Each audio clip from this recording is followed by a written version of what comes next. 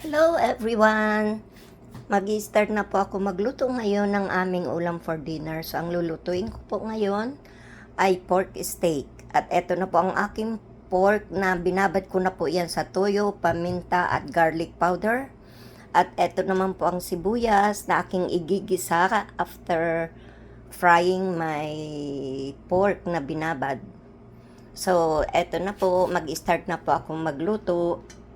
So, ito po, tapos ko na pong iprito ang aking pork. So, ngayon nagigisa na po ako ng sibuyas. Ito po. At pag ito pong sibuyas ko ay luto na, ilalagay ko na po uli ang aking piniritong baboy. Ito po, nilagay ko na po ang ating piniritong pork. At ilalagay ko na rin po ang pinagbabarang ko dito. Ayan po.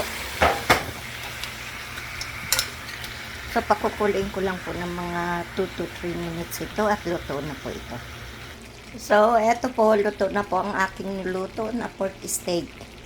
I hope nagustuhan nyo na naman po ang aking niluto for today. So, you have a good day guys. Stay safe always. Bye!